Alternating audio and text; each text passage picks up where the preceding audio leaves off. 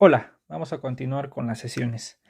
Bueno, la vez pasada vimos el teorema de aproximación con funciones simples, que dice básicamente que si ustedes tienen una función medible con valores mayores o iguales que 0 o infinito, entonces existe una sucesión de funciones simples que son crecientes y además están acotadas por arriba por la función, y el límite es puntual de la sucesión de funciones simples a f de x.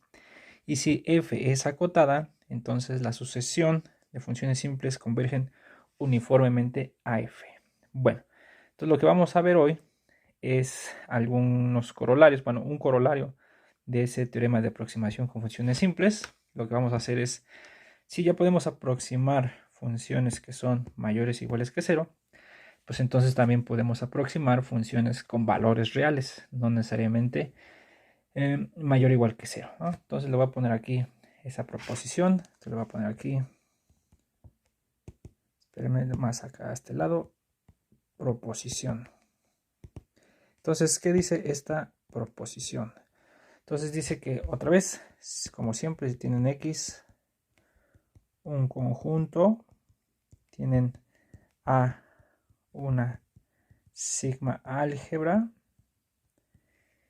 y tienen A un elemento en la sigma álgebra que va a ser el dominio de la función, y toman f una función de A en los reales extendidos en R unión menos infinito, infinito.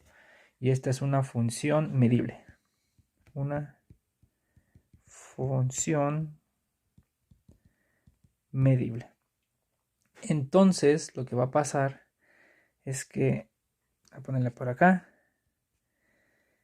Entonces, existe una sucesión.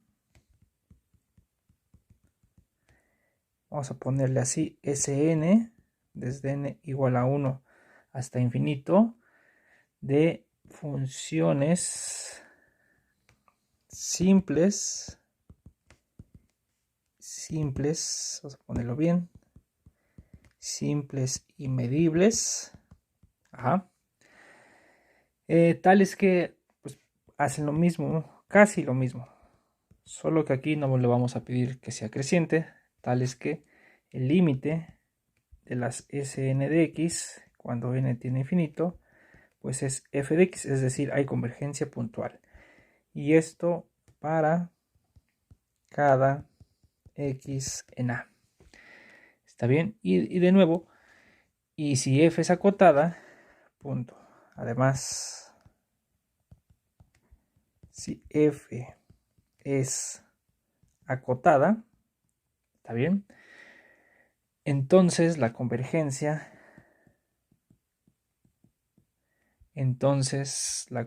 de las sucesiones simples, la convergencia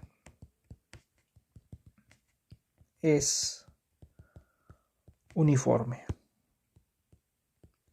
¿Está bien? Entonces, pues vamos a ver la demostración de este resultado. Entonces voy a poner aquí demostración. Bueno, pues en realidad lo que vamos a usar es la parte positiva y la parte negativa que la habíamos visto en algún lado. Espérenme, ¿dónde está? Ajá, está acá. Recuerden que habíamos visto que si tenemos una función de A en R con valores extendidos, entonces podemos definir la parte positiva de esta manera y podemos definir la parte negativa de esta otra manera. Entonces, además, teníamos nosotros que la f más y la f menos, cuando las restamos, nos da f de x. Bueno, entonces consideremos eso. Entonces, recordemos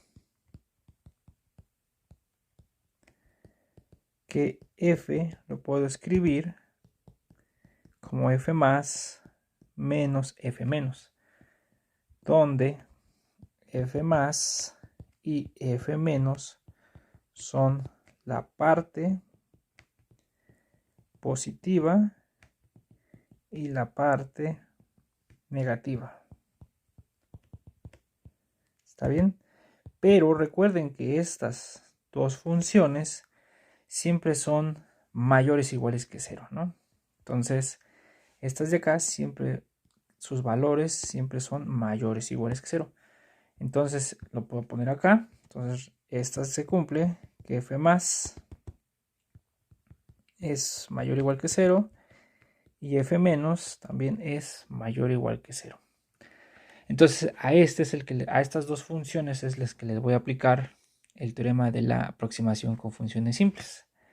Entonces, por el teorema de aproximación por simples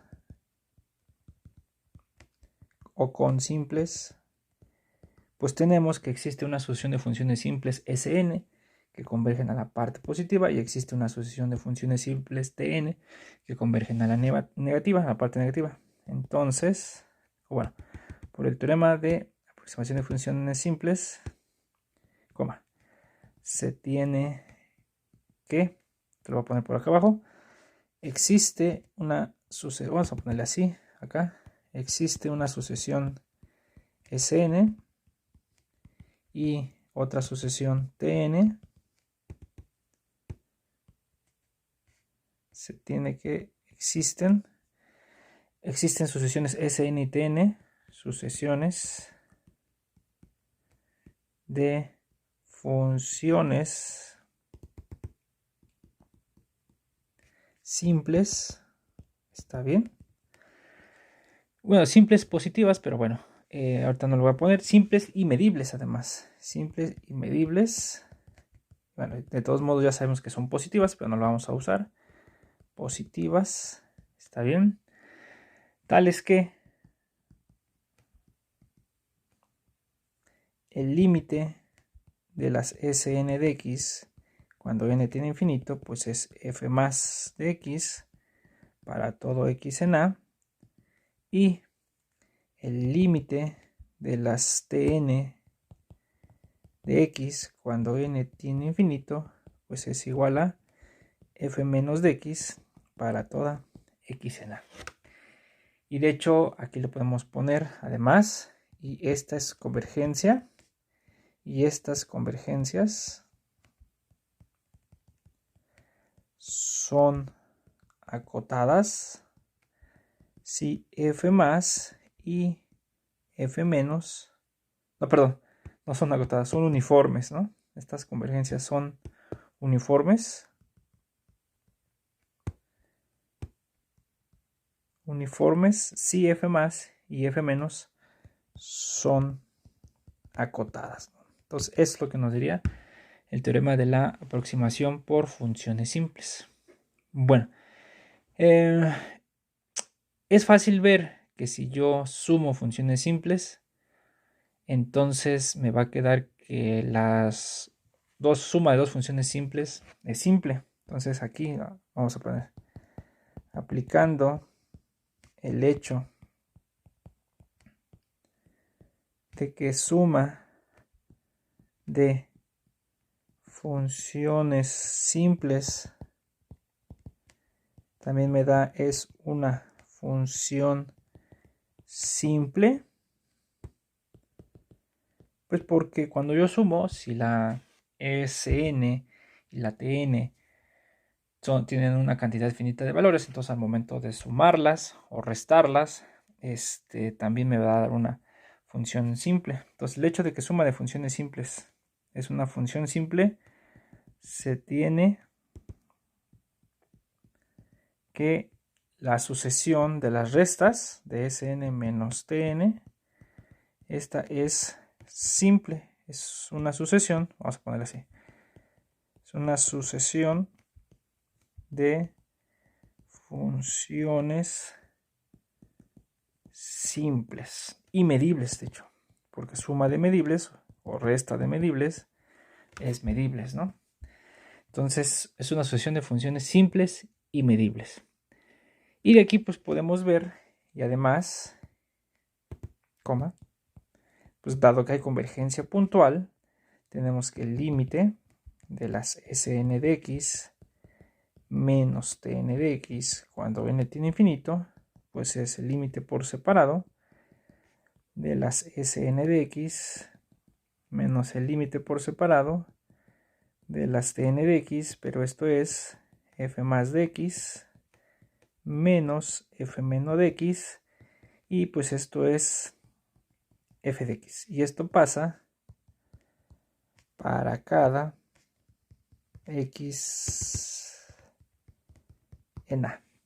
Entonces ya encontramos una sucesión de funciones simples y medibles. Bueno, aquí, sí le puse funciones simples y medibles, de tal manera que el límite puntual me da f de x, ¿no? Y bueno, que la convergencia es uniforme, pues ya se deduce del siguiente hecho. Ahora, si f es acotada,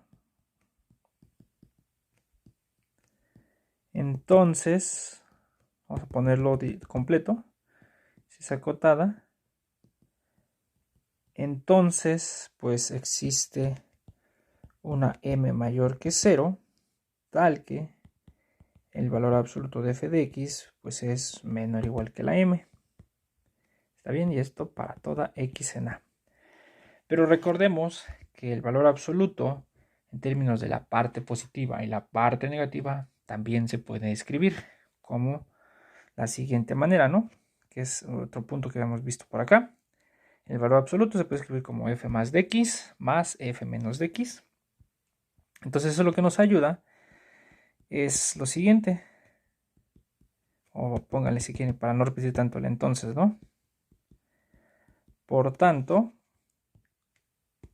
tenemos que f de x pues es igual a f más de x más f menos de x, y esto es menor o igual que m para toda x en a.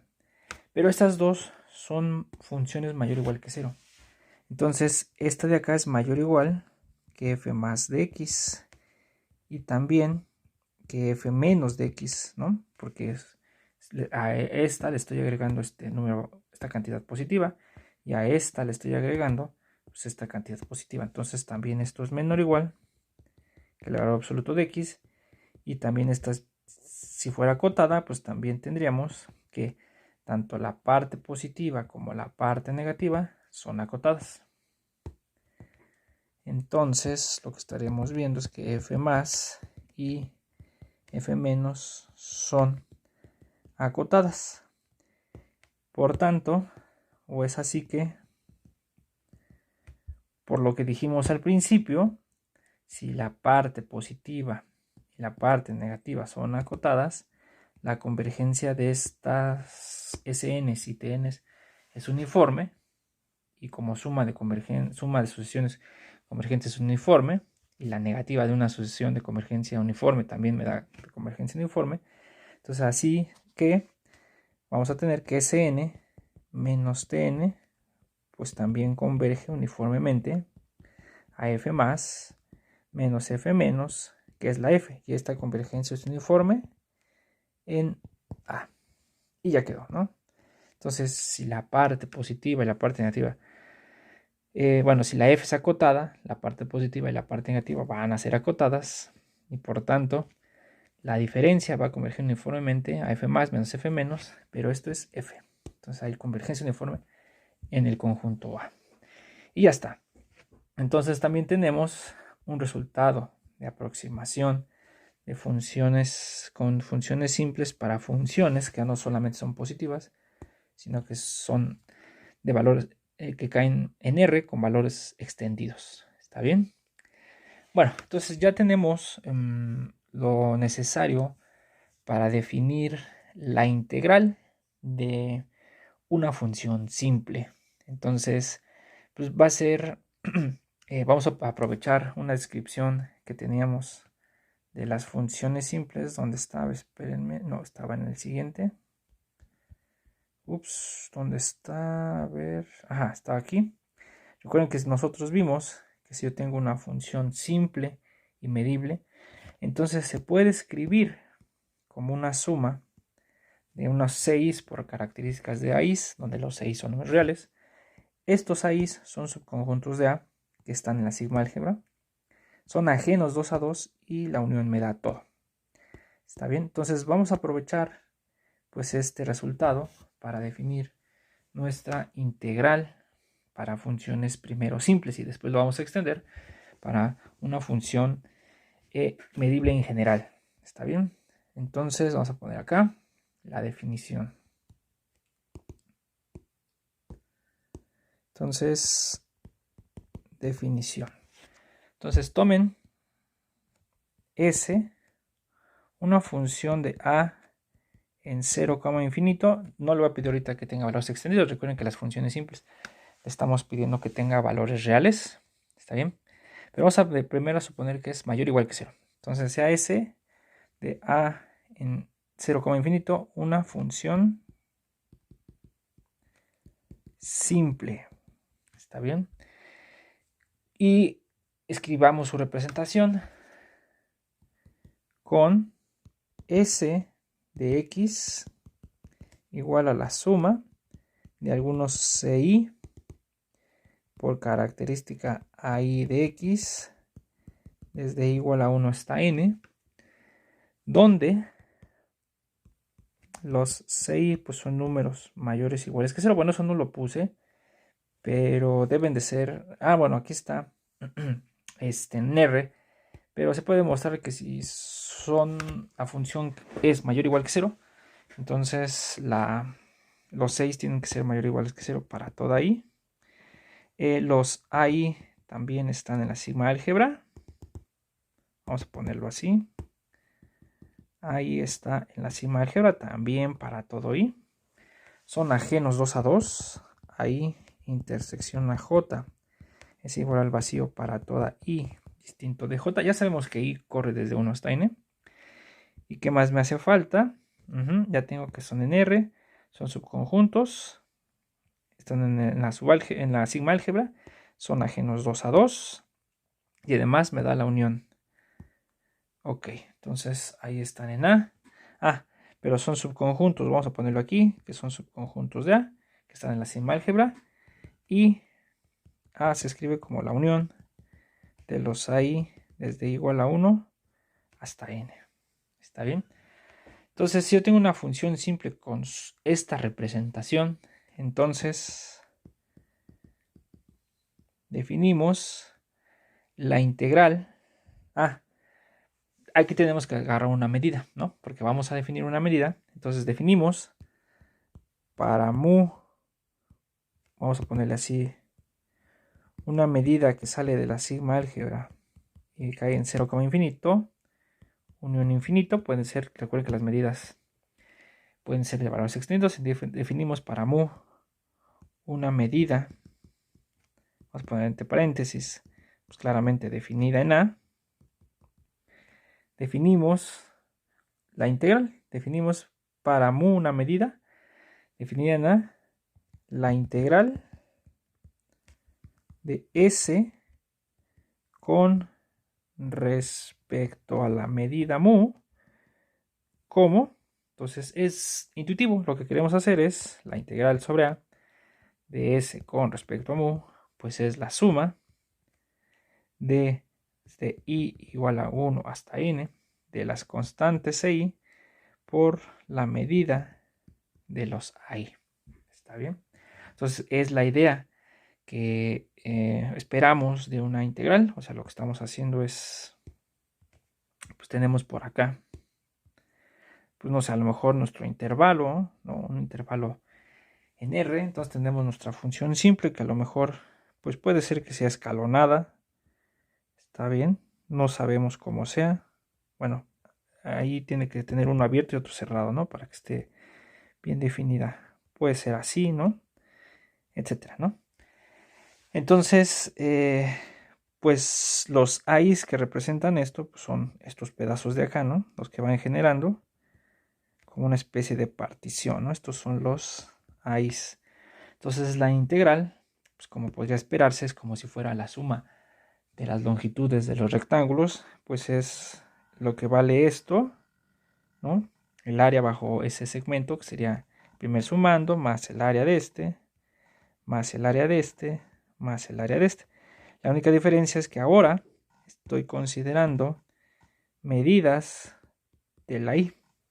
Ya no estoy considerando como si esto fuera un intervalo, porque aquí abajo pueden ser pues muchos tipos de conjuntos, ¿no? Si estuviéramos en la medida del Lebesgue en R, ¿no?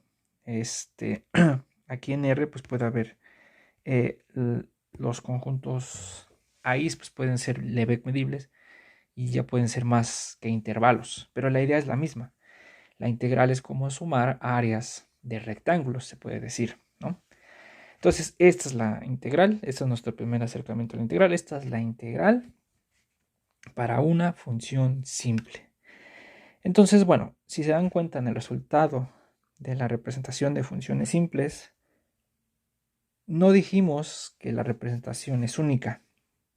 Entonces, pues puede haber varias representaciones de la función simple. Entonces, lo que vamos a hacer es ahora, pues probar una pequeña observación, que si la función es simple y tiene otra representación, entonces la integral pues tiene que ser la misma, ¿no? La definición. Entonces vamos a ponerle por acá como una especie de observación. Entonces fíjense, entonces lo vamos a poner, vamos a ponerlo ya directo, si X, sigma álgebra y mu es un espacio de medida.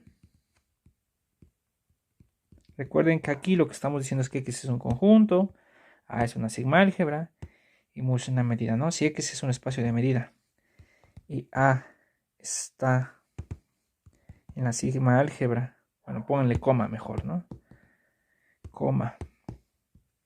A está en la sigma álgebra y S va de A en 0, infinito, es una función simple, medible. ¿Está bien? Entonces, el valor de la integral sobre A de la función simple con respecto a mu, bueno, eso no le puse así, pero sí lo puse, la integral de S con respecto a mu. De hecho aquí estoy mal, espérenme, la integral sobre S, sobre A, perdón, la integral de S sobre el conjunto A con respecto a la medida mu, entonces se define como esto. Entonces la integral esta no depende de la representación de la función simple. ¿Está bien? Entonces, pues vamos a demostrar eso. Entonces, ¿cómo lo vamos a hacer? Pues vamos a demostrar, bueno, vamos a dar otra representación de la función simple y vamos a demostrar que los valores de la integral son el mismo. Entonces, pues vamos a ponerlo por acá, porque es cierto esta observación. Bueno, no lo puse como proposición porque en realidad todos los libros lo tratan como una observación. Entonces, fíjense, entonces supongamos primero que pues S se escribe como la clásica CI por características de AI, desde igual a 1 hasta N, donde pues los AIs cumplen todo, ¿no? CI está en R, en particular son mayores o iguales que 0 para toda AI. AI es un subconjunto de A y AI están en la sigma álgebra. Espérenme. Para todo I son ajenos 2 a 2, ahí intersección a J es igual al vacío, para todo I distinto de J, y la unión de los AI desde igual a 1 hasta N, pues me da, entonces supongamos que esa es una representación. Entonces, supongamos que se tiene S de esta forma. Entonces, además, supongamos que hay otra representación, sea S, lo voy a poner por aquí, otra representación que sería de la forma suma de algunos escalares de J por algunas características de algunos subconjuntos BJ desde J igual a 1 hasta M, no necesariamente la misma cantidad, donde los BJ cumplen lo mismo de los de arriba, donde el DJ está en R, en este caso serían mayores o iguales que 0 para toda I, los BJ son subconjuntos de A, y BJ están en la sigma álgebra. Vamos a ponerle BK intersección BL es vacío. Bueno, vamos a ponerle mejor, ¿verdad? como lo estábamos poniendo hace rato, BJ intersección BK, pues es igual al vacío para toda J distinta de K, y la unión de los BJ desde J igual a 1 hasta M, pues nos da A. Entonces yo lo que quiero demostrar es que la integral con respecto a esto es lo mismo que la integral de la S con respecto a la otra descripción. Bueno, entonces pues vamos a usar aquí un hecho importante. Fíjense, vamos a usar de que la unión de los A's me da A y la unión de los BJ también me da A para poder hacer la igualdad. Entonces fíjense, observemos. Punto. Observemos que como el A se escribe como la unión de los BJ, desde J igual a 1 hasta M, entonces cuando yo intersecte cualquiera ahí de ambos lados,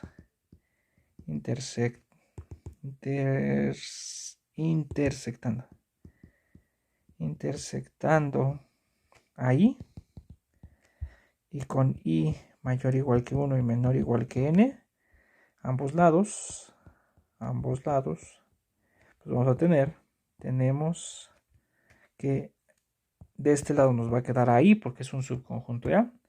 Se puede escribir como A y intersección, la unión de los BJ desde J igual a 1 hasta M.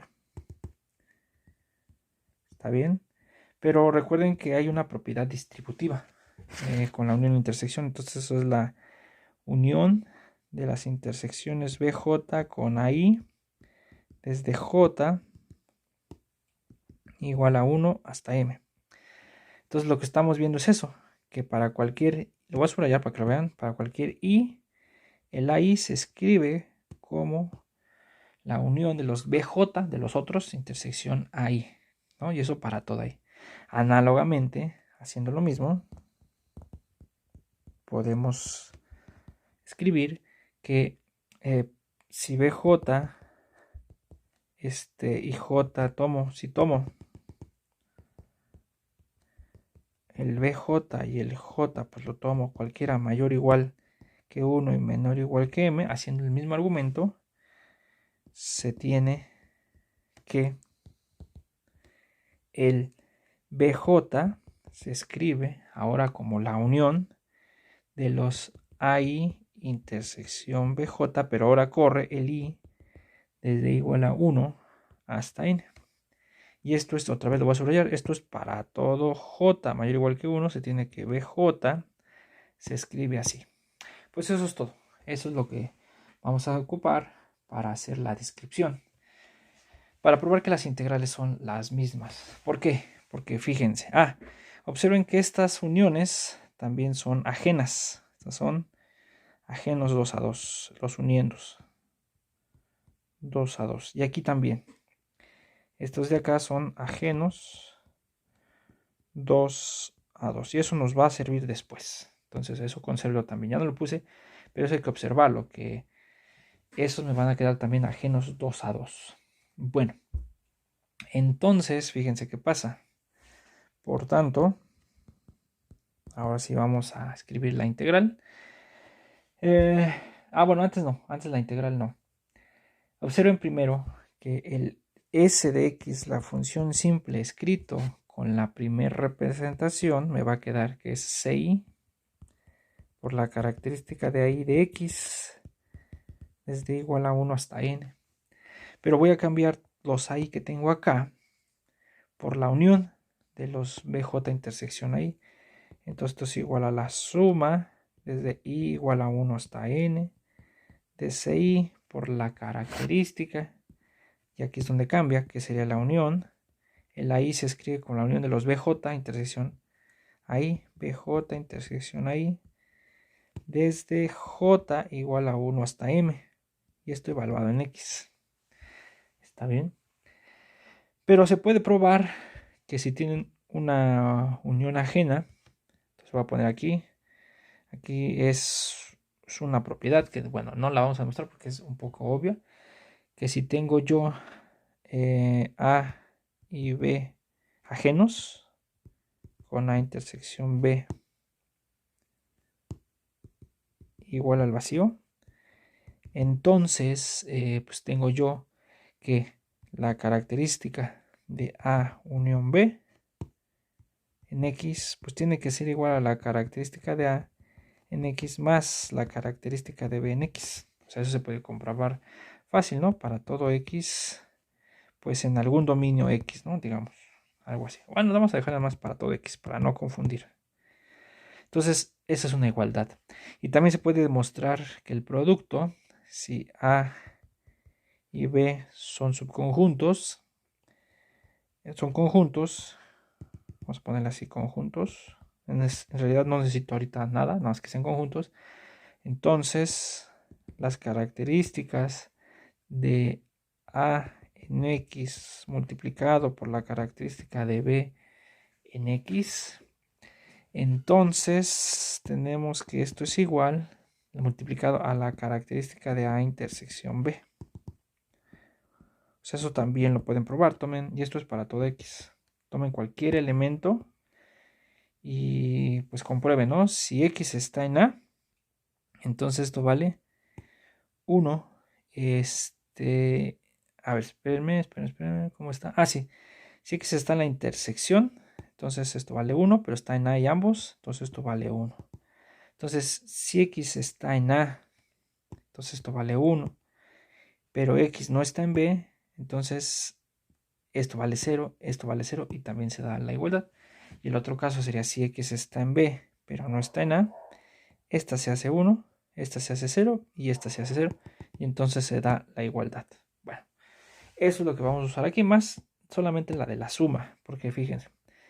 Entonces, esta de acá es una unión ajena, entonces esto me queda que es igual a es la suma desde i igual a 1 hasta n de ci por la suma de ci por la característica, ahora nada más de bj intersección ahí, desde j igual a 1 hasta m, evaluado en x, ¿no? O sea, ya abrí esta característica porque es una unión ajena. La característica de una unión ajena la abro como una suma. Ah, ya que estoy mal porque esto es sin el CI, exacto. Es una suma nada más. Así, el CI ya lo tengo ahí atrás, ¿no? Ok, entonces al final, pues si lo escribo bien, esto como una sola suma, pues me va a quedar que es igual a la suma desde i igual a 1 hasta n de la suma desde j igual a 1 hasta m de los CI por la característica de BJ intersección AI en X. ¿Está bien? Entonces lo voy a subrayar para que se vea. En resumen, estamos viendo que S de X se escribe así. Y ahí estoy juntando los AI como los BI. Claro, que puede ser que aquí haya muchos vacíos. Entonces eso no importa nada. Que esas intersecciones sean vacías, no importa. No van a aportar a la integral. Análogamente, esto lo hice nada más con la primera representación. Si lo hago lo mismo con la segunda representación, voy a tener que S de X va a ser igual a la suma, ahora al revés, desde J igual a 1 hasta N, de la suma, desde igual a 1 hasta N, de los DJ, ¿no? Usando la segunda representación, por la característica de AI intersección BJ. O sea, es parecido, ¿no? Entonces, usando la otra representación y con las mismas propiedades, también puedo probar que se cumple pues esta igualdad. Déjenla subrayar un poco más arriba para que se distinga. Entonces, no. Entonces, esta de acá. Entonces voy a usar estas dos para escribir la igualdad de la integral. ¿Está bien? Entonces, pues ya acabamos porque, fíjense. Entonces, primero, ahora, veamos qué pasa que si estos AIs intersección BJ son distintos del vacío, o sea, hay un punto en estas intersecciones, Cuando ustedes evalúan, bueno, pueden tomar un punto, ¿no? Toman un punto X, 0 si quieren, en AI intersección BJ. Entonces, en ese punto, las características se van a hacer 1. Y pues nada más va a quedar en donde esta sea distinta del vacío, ¿no? Nada más es esa. Y en el otro lado, pues también como es la misma intersección, entonces eso va a quedar el DJ y todos los demás se van a hacer 0. Entonces, si tengo esto, entonces, fíjense, lo voy a escribir aquí de un solo golpe. S de X0 usando la primera representación, esta de acá. Entonces, como están en la I intersección BJ, y esos son no vacíos, y no están en los demás, porque recuerden que es una partición. Entonces, ahí solamente va a valer CI. Entonces, esto vale CI. Pero por el otro lado, usando la segunda representación, solo en el respectivo DJ es donde va a valer 1 y en todo lo demás va a valer 0, ¿no? Porque son ajenos. Entonces esto es DJ. Entonces los 6, cuando es igual a los DJs, cuando se cumple que esto es distinto del vacío. Y eso es lo que quiero, porque cuando estos sean vacíos, ahorita que le voy a calcular la integral a esto y a esto, como va a ser la medida de estas cantidades, cuando yo tenga ahí alguno que es vacío, la medida es 0. Entonces no cuenta. Entonces no van a contar los que son ajenos, los que son, perdón, los que tienen un punto en común, una intersección, ¿no? La intersección no vacía. Entonces ahora sí, ya acabamos bien. Fíjense por qué. Por tanto, la integral sobre a de s con respecto a mu, usando la primera representación de acá arriba, esta de acá, pues me va a quedar que es la suma desde igual a 1 hasta n, de la suma desde j igual a 1 hasta m, de los 6, porque aquí me quedo con 6, por la medida de los AI intersección BJ. ¿Está bien? O sea, eso es lo que me queda. Aquí puede haber muchos ceros, ¿se dan cuenta? Si esta intersección es vacía, pues ahí hay muchos ceros.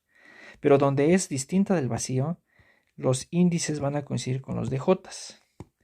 Entonces, gracias a eso que acabo de explicar, esto es igual a la suma desde j igual a 1 hasta m, de la suma desde i igual a 1 hasta n, de los dj por la medida de los i, o bueno, al revés si quieren, ¿no?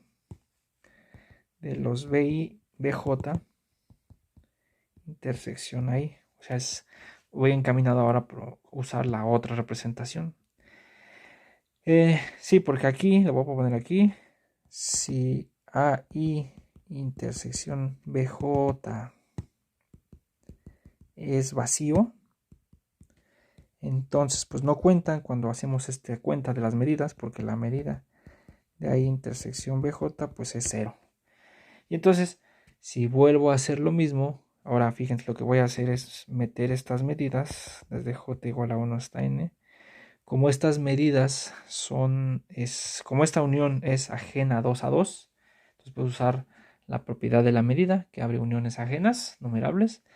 Entonces esto de aquí lo puedo escribir como la suma de los DJ por la medida, ¿no? De la unión, de la unión desde i igual a 1 hasta n de los BIs, BJs intersección AIS. Espérenme. Sí, fíjense que lo puedo hacer porque si yo nada más considero la I fija, entonces este no va a depender de I, entonces puede volar. Entonces lo saco. Entonces esto lo estoy haciendo en cada sumando jésimo del DJ. Entonces ahí uso que la medida de una unión ajena pues nos da la suma de las medidas, ¿no? Ahí estoy usando que es una medida y entonces esto es igual a la suma desde j igual a 1 hasta n de los dj. ¿Y cuánto es la unión de las bj's intersección i sobre i? Entonces esto, La unión de los BJ intersección ahí sobre J es precisamente el ahí. No, ese no quiero. Quiero este. La unión de los ahí intersección BJ desde I igual a 1 hasta N. Pues a ver, vamos a ver cuál es el que tengo acá. Ajá, fíjense. Tengo desde I igual a 1 hasta N. Pues entonces eso va a ser precisamente el BJ. ¿Está bien? Entonces esto de acá es la medida del BJ. Pero da la casualidad que esto es en la integral de la otra representación. Porque la otra representación es precisamente de este estilo. La suma de los DJ por la característica de los BJ. Entonces usando la otra representación, esto nos queda que es la integral sobre A de S con respecto a mu. Entonces son iguales, ¿se dan cuenta? Ya sea que use la representación primera o use la representación segunda, nos da el valor, es la misma integral. Bueno, aquí me faltó un paso. Le da que el paso intermedio, que es la integral de A de S con respecto a mu, es la medida de los 6 por ahí. Y entonces ahí abro la integral con los AIs, porque los cambio, los AIs con estos de acá, y me va a quedar precisamente el siguiente paso que me brinqué, que es este. Está bien, porque cuando abren los AIs, como es que cuando lo escriben como una unión, pues les va a quedar, ¿no? Es la unión de los de BJ intersección AI desde J igual a 1 hasta N. Pero bueno, ese detalle ya lo omito para no complicar más el asunto. Entonces, pues la integral de eso, pues precisamente no depende de la representación. Entonces, y por tanto, la integral de la función simple con respecto a la medida no depende de la representación de la función simple. Y ya quedó, ¿no? Fíjense que aquí no quedo conforme. Vamos a ponerle el paso anterior, el primer paso, que sería algo así. La integral de A de S con respecto a mu sería la suma. Usamos la primera representación, que es CI por la medida de los AI. Entonces sería CI desde I igual a 1 hasta N por la medida de los AI.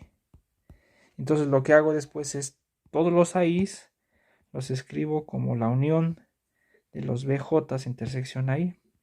Y como es una medida, esa unión como es ajena 2 a 2, entonces se va a abrir, ¿no? Porque estos de aquí siguen, son ajenos 2 a 2 porque los BJ serán ajenos. Entonces eso se va a abrir y va a quedar precisamente esto de acá. Y al final va a ser la misma representación que la otra, ¿no? Pero bueno, entonces ya ese detalle lo omitimos. Entonces así, pues hemos definido la integral para funciones simples. En la siguiente sesión, pues vemos propiedades de esta integral y después definimos la integral de funciones ya en general medibles, con valores reales extendidos. ¿Está bien? Bueno, entonces aquí le paramos. Nos vemos en el siguiente video.